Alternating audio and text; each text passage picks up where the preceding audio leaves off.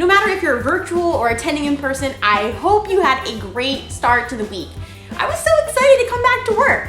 Hey, when you love what you do, it's that easy. Today, we're continuing our series, Rules for Life. We're talking all month long about the word responsibility. Responsibility means showing you can be trusted with what's expected of you. It's like having the responsibility to make your bed or do your homework or care for your younger sibling when your parent steps away. Responsibility. Actually, that reminds me of our memory verse for this month. It's from Luke 16 and says this: suppose you can be trusted with something very little. Then you can also be trusted with something very large. Speaking of trust, I asked one of my K3 friends, Emery, to help me with this month's memory verse. Take it away, Emery! Suppose you can be trusted with something very little. Then you can be trusted with something very large. Luke 16:10. Suppose you can be trusted with something very little. Then you can be trusted with something very large. Great job, Emery! Before we jump into worship and our lesson taught by Orange Kids, let's play a game. I'll be honest, I got this game idea from our elementary pastor, Janelle, after watching her 4-5 video on YouTube. The game's called Nailed It or Failed It, Cat Edition. Your job is to guess whether the cat nails her jump or fails it. Don't worry, there were no cats harmed in the making of this game. Invite your family along and shout out your guesses. Here we go!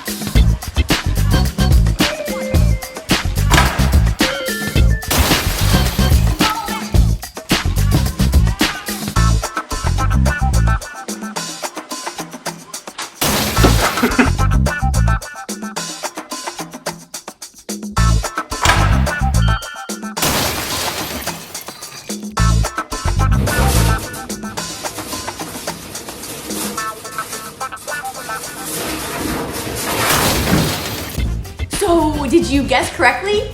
Gosh, those failed it attempts were brutal. I'm glad I wasn't responsible for watching them live.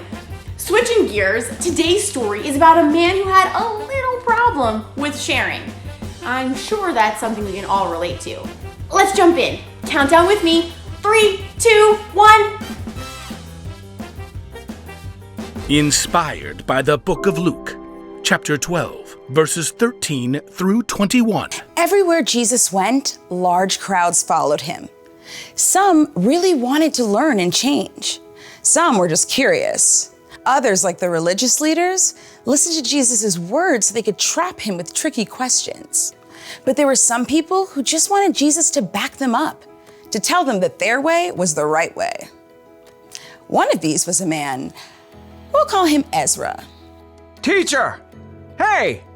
Teacher! Ezra's demand was loud enough that everyone stopped talking to look at him. Are you gonna let me through or what? Ezra shoved through the crowd, dragging another man behind him, his brother. Teacher, you've got to tell my brother here that he has to divide the family property with me. Ezra's brother looked like he wanted to sink straight into the ground. Jesus turned to Ezra. Friend, who made me judge or umpire between you? People listen to you. I thought you could, just settle this. Tell my brother I'm right. Watch out. Be on your guard against wanting to have more and more things. Life is not made up of how much a person has. That is not what I asked. Jesus didn't argue with the man. Instead, he told a story, a parable. If he had told this story today, it might sound just a little something like this.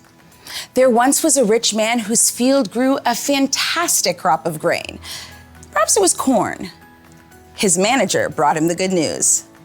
Sir, we're set to bring in a bumper harvest of cobs and kernels. Yes!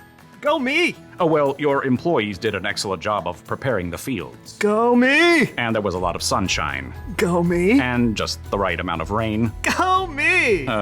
Yes, go you. Harvest the crop at once! Well, we're working on that. There's just a little problem. Problem? Who messed up? Fire them at once! Oh, no. It's a good problem. You don't have enough barn space to store all your grain. Huh. I'm just too successful. Go me. Well, I was thinking you could share some of the grain. Share it.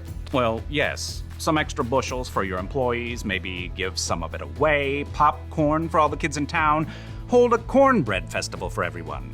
But it's all mine. Oh, yes. Yes, it is. I know. I'll tear down my barns and build bigger ones. Then I can store up all the extra grain for myself. Oh. See to it. I want those new barns up by the time the corn harvest is in. Yes, sir. The old barns were torn down and brand new, bigger barns were built. Perfection. Is the corn harvest complete? Yes, sir. All finished. Excellent. Have the men store it all in these new barns immediately. But they're so tired. I said immediately. Yes, sir. At last, the rich man's entire corn crop was stored in his shiny new barns. He settled back in a comfy deck chair and surveyed his property as the sun set. Go me! Self, you've done pretty well for yourself. You got grain stored away for a lot of years to come. He popped a gourmet corn chip into his mouth. Self, take it easy. Eat, drink, and live it up. You foolish man. The rich man nearly choked on his chip. Excuse me? The rich man looked around, but he could see no one. He was entirely alone. Oh, great. Is this supposed to be some God moment where I discover what I've been doing wrong? That's exactly what it was. You foolish man. Tonight I will take your life away from you. Then who will get what you have prepared for yourself? Could we come up with a different ending to this story? But there was no way out for the rich man. He had chosen to focus only on what he could keep for himself. Jesus wrapped up his parable by explaining, That is how it will be for whoever stores things away for themselves, but is not rich in the sight of God. We don't know how Ezra responded, but maybe, just maybe, he started worrying less about getting more of his family's stuff. Maybe he started to care a little more about sharing what he did have with his brother. Jesus told a story of a rich man.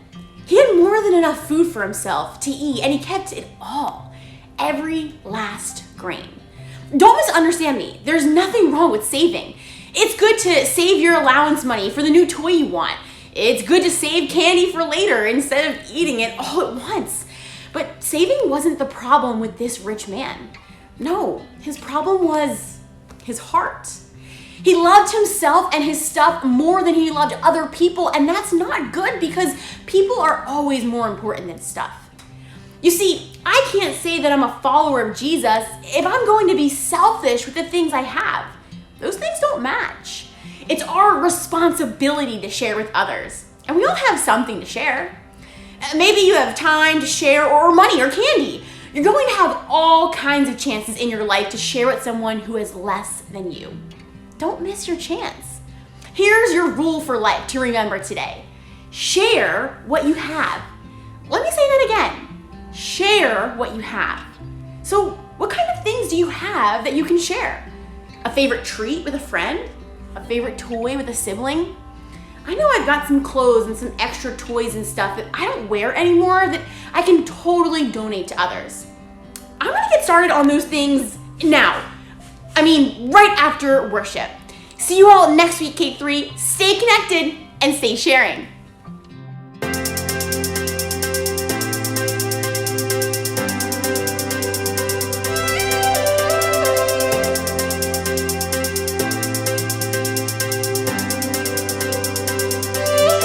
My heart was captured, sin held me captive. Now 'cause of you, God, I'm set free. I feel like dancing, I can't help moving. I got this crazy joy creeping up in me. Whoa, let's wake the city up. Whoa. When the crowds go home and the hype dies down, we will sing 'cause we're unashamed.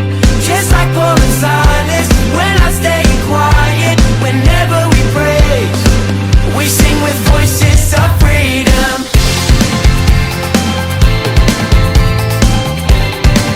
We sing with voices of freedom.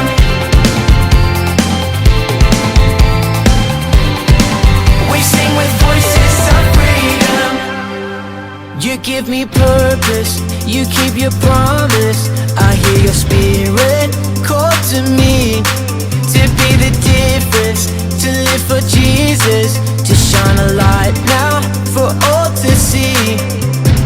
Whoa, let's wake the city up. Whoa. When the crowds go home and the hype dies down, we will sing 'cause we're unashamed. Just like Paul and Silas, we're not staying quiet. Whenever we praise, we sing with voices of freedom.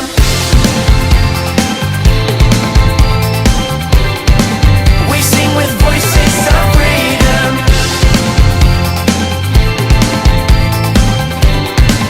We sing with voices of freedom.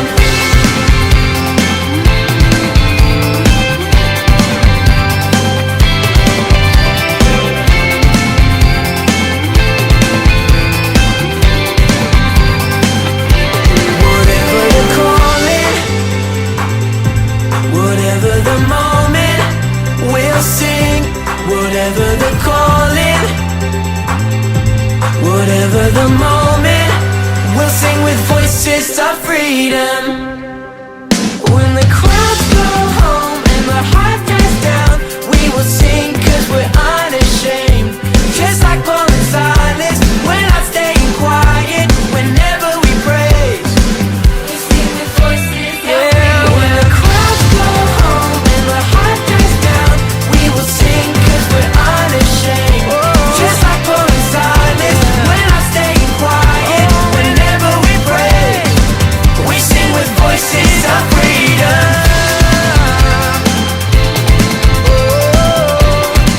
We sing with voices of freedom.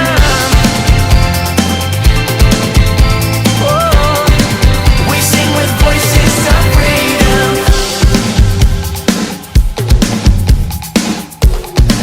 We sing with voices of freedom.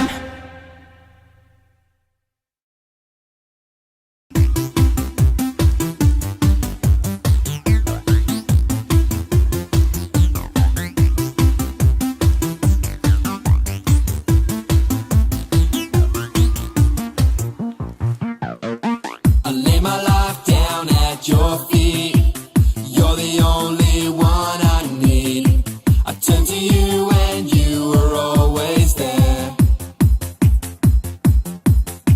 In troubled times it's you I see.